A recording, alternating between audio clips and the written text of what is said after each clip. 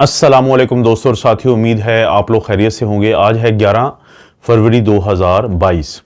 और गुज़िश्ता 24 घंटे में पाकिस्तान में जो टोटल टेस्ट किए गए हैं उनकी तादाद है 58,077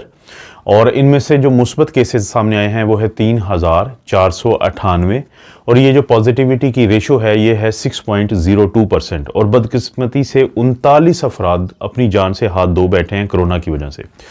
तो इसमें कोई शक नहीं है कि हर गुजरते हुए दिन के साथ जो केसेस की तादाद है, मुस्बत रहने की शरह है, वो 13 से अब तकरीबन आधी नीचे ड्रॉप हो चुकी है और 6% पे आ गई है। लेकिन जो अमवात हैं वो अभी बदस्तूर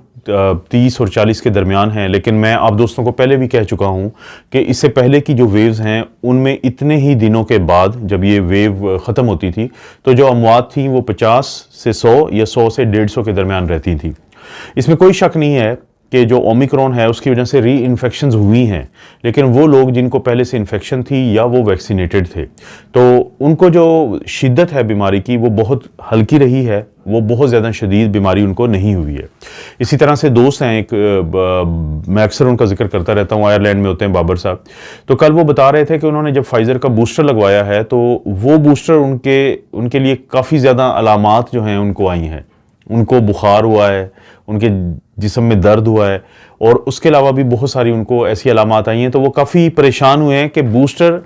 जो है वो इतनी ज़्यादा अलामात पैदा करता है। तो मैंने उनको यही बताया था कि जो बूस्टर का लफ्ज़ी मतलब भी क्या है कि आपके अंदर एक सिस्टम बना हुआ है, तो ये जो इंजेक्शन होगा, ये जो तीसरा टीका होगा, ये उसको बूस्ट करेगा, ये उसकी इम्यूनिटी को बढ़ाएगा। तो उसमें चांसेस होते हैं कि अलामात ज़्यादा आने के, ख़ास तौर पर अगर आप जवान हो और आपका इम्यून सिस्टम काफ़ी स्ट्रॉन्ग हो। अब हम वापस आते हैं कि मेन जो अभी ये वीडियो का टॉपिक है वो ये है कि मैंने आप लोगों को एक बात की थी कि जब भी दुनिया में कोविड के खात्मे का ऐलान होगा तो दो लोगों की स्टेटमेंट बहुत अहम होगी। एक उनमें है अमेरिका के डॉक्टर फॉसी जो चीफ मेडिकल एडवाइज़र हैं अमेरिकी सदर के, और एक हैं WHO के डायरेक्टर जनरल जो हैं डॉक्टर टेड्रोस। अब इनमें से कम जो डॉक्टर फॉसी है उनकी बड़ी अहम स्टेटमेंट आ गई है। उनका ये कहना है कि इसमें कोई शक नहीं है कि अमेरिका जो है वो अब पेंडेमिक का जो खात्मा है और ख़ासतौर पर पेंडेमिक का वो हिस्सा जिसमें मसाइल ज़्यादा थे तो उससे निकल रहा है और अब वो ख़ात्मे की तरफ जा रहा है। और 2022, ये डॉक्टर फॉसी का कहना है कि 2022 है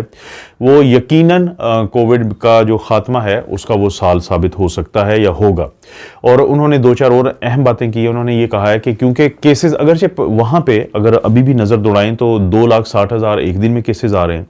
2600 या 2500 के करीब वहाँ पे डेथ्स हो रही हैं। लेकिन ये तमाम जो चीज़ें ये पहले की निस्बत किसी हद तक कम हैं। लेकिन जो रवैया है वायरस का, जो कोरोना वायरस की पेंडेमिक का एक ओवरऑल जो एक पैटर्न है वो ऐसा है कि वो ये बता रहा है कि हम इस पे वबा के खात्मे की तरफ जा रहे हैं और ये बड़ी अच्छी खबर है। यही वजह है कि वहाँ पे उन्होंने अब फैसला कर रहे हैं वो अमेरिकन के बजाय उनकी जो वफाकी हुकूमत को इस तरह के फैसले ले, उनकी जो स्टेट की गवर्नमेंट्स होती हैं, जो उनकी रियासतें होती हैं, तो वो अब ये फैसले कर रही हैं कि कहाँ पे मास्क का इस्तेमाल या बाकी रिस्ट्रिक्शंस कम करनी है और वहाँ पे कम हो रही हैं। बताने का मकसद आप लोगों को यही है कि मैंने जैसे कहा था कि इनकी स्टेटमेंट्स पे हम नज़र रखेंगे तो हमें पता चलता रहेगा कि अब पूरी दुनिया की तरह ये दुनिया के जो बड़े ममालिक या बड़ी ऑर्गेनाइजेशन हैं तो ये भी अब उस तरफ जा रही हैं कि ये जो पेंडेमिक है उसके खात्मे का तकरीबन अब आगाज़ हो चुका है। लेकिन जो WHO के डायरेक्टर जनरल हैं वो अभी भी ये कह रहे हैं कि हमें अपने आप को रिलैक्स नहीं करना चाहिए, हमें जो पेंडेमिक है उस ये नहीं सोचना चाहिए कि ये खात्मे की तरफ जा रही है। जो WHO का बिहेवियर होता है वो थोड़ा सा एक ब्यूरोक्रेटिक बिहेवियर आप उसे कह सकते हैं कि वो एक चीज़ को डिक्लेयर करने में वो सबसे आखिर में शायद इस चीज़ को डिक्लेयर करें, बिल्कुल ऐसे ही जैसे कि उन्होंने सबसे आखिर में पेंडेमिक, जबकि पूरी दुनिया एक शोर डाल रही थी कि इसको पेंडेमिक डिक्लेयर किया जाए, लेकिन 11 मार्च 2020 को उन्होंने पेंडेमिक डिक्लेयर की थी। मुझे आज भी याद है कि वैसे तो मेरी बहुत सारी प्रेडिक्शन जो हैं वो सच साबित हुई हैं इस कोविड की वबा के बारे में, लेकिन जो सबसे पहली मेरी वीडियो थी वो थी 31 जनवरी 2020 को। लेकिन 24 फरवरी 2020 को लाहौर में एक पार्क है, यहाँ पे एक फोर्ट्रेस स्टेडियम है, तो उसका एक छोटा पार्क है, वहाँ पे खड़े हुए ये मैंने दो वीडियोस बनाई थी, एक उर्दू में और इंग्लिश में। ये 24 फरवरी 2020 की बात है। तो मैंने उस वक्त इन वीडियोस में ये कहा था कि WHO को चाहिए कि खुदा के लिए वो पेंडेमिक डिक्लेयर कर दे, क्योंकि दुनिया में जो केसेस अब जैसे बढ़ रहे हैं ये एक पेंडेमिक की शक्ल इख्तियार कर रही है। लेकिन 11 मार्च यानी तकरीबन कोई 18 से 20 दिन के बाद WHO ने ये स्टेप उठाया था पेंडेमिक डिक्लेयर करने का, या इमरजेंसी सिचुएशन डिक्लेयर करने का। तो WHO शायद सबसे आखिर में माने इस बात को कि पेंडेमिक का एंड हो रहा है,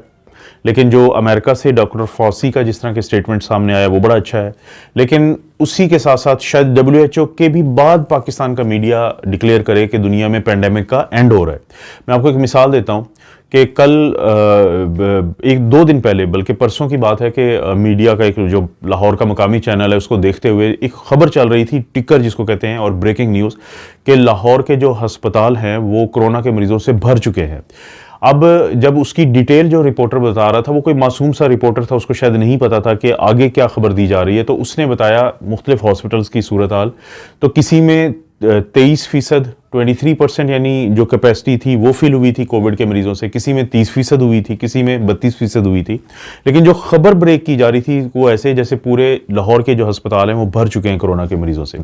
जैसे मैंने पहले भी कहा कि री इन्फेक्शन होती है ओमिक्रॉन की वजह से, लेकिन अगर आप वैक्सीनेटेड हैं या आपको पहले से इन्फेक्शन हुई है तो यकीन माने आप में कम अलामात होंगी। लेकिन उसी वक्त में अभी भी तकरीबन 1600 से ज़ायद जो मरीज़ हैं वो पूरे पाकिस्तान में एक क्रिटिकल हालत में हैं। आप इसको बिल्कुल आप इनकार नहीं कर सकते कि जो पेंडेमिक की वजह से बहुत सारे लोग जो हैं, ख़ास तौर पे वो जो अनवैक्सीनेटेड हैं या वो जिनको वैक्सीन लगने के बावजूद उनके इम्यून सिस्टम ने काम नहीं किया, तो उनके लिए ये अभी भी ख़तरनाक वबा है। लेकिन जो बाकी लोग हैं, जैसे कुदरती तौर पर इम्यूनिटी है, इसके अलावा लोगों ने जो वैक्सीन लगवाई हुई हैं या जो ट्रीटमेंट हमारे सामने अब मज़ीद आ रहे हैं, और जो वायरस है उसका जो वेरिएंट है उसकी शिद्दत का, बीमारी की शिद्दत को जो वो पहले करता था उसमें कमी का आना है, तो ये तमाम वो फैक्टर्स हैं जिनकी वजह से हमें कम से कम पाकिस्तान में तो ख़ास तौर पे ये चीज़ नज़र आ रही है कि जो कोरोना की पेंडेमिक की अब जो